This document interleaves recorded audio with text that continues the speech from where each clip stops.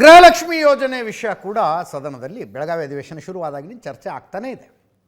ಅದು ಒಂದಿನ ಬಹುಶಃ ಈ ವಿಪಕ್ಷದವರು, ನಾನು ಕ್ಲಾರಿಟಿ ತಗೋತೀನಿ ಅದನ್ನು, ಈಗ ನೋಡಿದಾಗ ಒಂಚೂರು ಕನ್ಫ್ಯೂಷನ್ ನನಗೂ ಆಯ್ತದು. ವಿಪಕ್ಷದವರು ಹಣಕಾಸು ಇಲಾಖೆಯಿಂದ ಮಾಹಿತಿ ಕೇಳಿದ್ದಾರೆ, ಎಲ್ಲಿ ತನಕ ಕೊಟ್ಟಿದ್ದೀರಿ ಹೇಳಿ ಗೃಹಲಕ್ಷ್ಮಿ ಯೋಜನೆಯ ದುಡ್ಡನ್ನು ಅಂತ. ಅವರು ಫೆಬ್ರವರಿ ತನಕ ಅಂತಲೇ ಹೇಳ್ದಂಗಿದೆ. ರಾಜ್ಯ ಸರ್ಕಾರ ಆಗಸ್ಟ್ ತನಕನೋ ಸೆಪ್ಟೆಂಬರ್ ತನಕನೋ ಕೊಟ್ಟಿದ್ದೀವಿ ಅಂತ ಸದನದಲ್ಲಿ ರಾಜ್ಯ ಸರ್ಕಾರದ ಪರವಾಗಿ ಹೇಳಿದ್ದಾರೆ ಅನಿಸುತ್ತೆ. ಅದು ಒಂದು ಸ್ವಲ್ಪ ಕನ್ಫ್ಯೂಷನ್ ಇದೆ. ಇದೊಂದು ಸದನದಲ್ಲಿ ಅಂದಾಗ ಮಜಾ ಆಗತ್ತಿದು.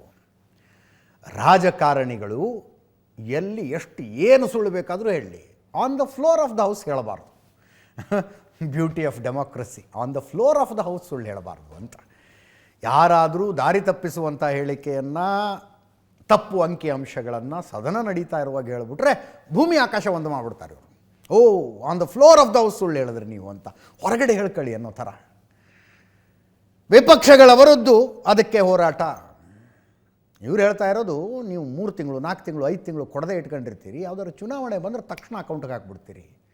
ದುಡ್ಡು ಬಂದಿದೆ ನೋಡಿ, ಓಟ್ ಹಾಕಿ ಅಂತ. ಅದರ ಬಗ್ಗೆ ಕುಮಾರಸ್ವಾಮಿ ಅವರು ಮಾತಾಡಿದ್ರು, ಛಲವಾದಿ ನಾರಾಯಣ ಸ್ವಾಮಿ ಅವರು ಮಾತಾಡಿದ್ರು. ಗೃಹಲಕ್ಷ್ಮಿ ಹಣ ಸಮರ್ಪಕವಾಗಿ ವಿತರಣೆ ಆಗ್ತಿಲ್ಲ, ಯಾವ ಲಕ್ಷ್ಮಿ ಮನೆಗೆ 5,000 ಕೋಟಿ ಹೋಗಿದೆ ಸರ್ಕಾರ ಹೇಳಲಿ ಅಂತ ಛಲವಾದಿ ನಾರಾಯಣ ಸ್ವಾಮಿ ಅವರು. ಕುಮಾರಸ್ವಾಮಿ ಅವರು ಅದನ್ನೇ ಅಂತಾರೆ, 2,800 ರೈತರ ಆತ್ಮಹತ್ಯೆ ಮಾಡ್ಕೊಂಡಿದ್ದಾರೆ, ಗೃಹಲಕ್ಷ್ಮಿ ಯೋಜನೆ ಕೊಟ್ಟು ರೈತರ ಪರಿಸ್ಥಿತಿ ಎಲ್ಲಿಗೆ ತಂದಿಟ್ಟಿದ್ದೀರಿ ಅಂತ. ಗೃಹಲಕ್ಷ್ಮಿ ಯೋಜನೆ ಮಹಿಳಾ ಮತ್ತು ಮಕ್ಕಳ ಕಲ್ಯಾಣ ಇಲಾಖೆಯಿಂದ ಜಾರಿಯಾಗ್ತಾ ಇರುವ ಯೋಜನೆ. ಸಚಿವೆಯಾಗಿ ಲಕ್ಷ್ಮೀ ಹೆಬ್ಬಾಳ್ಕರ್ ಅವರಿದ್ದಾರೆ. ಏನು ವಿಪಕ್ಷಗಳ ಆರೋಪ ಹಿಂಗಿದೆಯಲ್ಲ ಅಂತ ಕೇಳೋಣ ಅಂದರೆ ನೋ ರಿಯಾಕ್ಷನ್ ಅಂತೇಳಿ ಅವರು ಒಳಗಡೆ ಹೋದರು. ಛಲವಾದಿ ನಾರಾಯಣ ಸ್ವಾಮಿ ಅವರು ಲಕ್ಷ್ಮೀ ಹೆಬ್ಬಾಳ್ಕರ್ರನ್ನೇ ಗುರಿಯಾಗಿಸಿಕೊಂಡು ಆ ಹೇಳಿಕೆ ಕೊಟ್ಟರ ಗೊತ್ತಿಲ್ಲ. ಹಂಗೆ ಅನಿಸಿದ್ರೆ ಅವರು ಪ್ರತಿಕ್ರಿಯೆ ಕೊಡ್ತಾರೆ.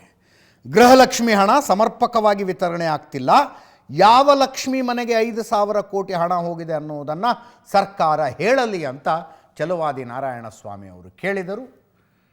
ಯಾವ ಲಕ್ಷ್ಮಿ ಮನೆಗೆ 5,000 ಕೋಟಿ ಹೋಗಿದೆ ಅಂತ ಅವರು ಕೇಳಿರೋದಕ್ಕೂ ಸಂಬಂಧಪಟ್ಟ ಇಲಾಖೆಯ ಸಚಿವೆಯಾಗಿ ಲಕ್ಷ್ಮೀ ಹೆಬ್ಬಾಳ್ಕರ್ ಅವರೇ ಇರುವುದಕ್ಕೂ ಕಾಕತಾಳೀಯವೋ ಅಥವಾ ಇವ್ರನ್ನೇ ಉದ್ದೇಶವಾಗಿ ಇಟ್ಕೊಂಡು ಹೇಳಿದ್ರು. ಅವರು ಪ್ರತಿಕ್ರಿಯೆ ಕೊಟ್ಟರು. ಅದು ಏನೆಂದರು ಅನ್ನೋದನ್ನು ನಿಮಗೆ ಹೇಳ್ತೀವಿ.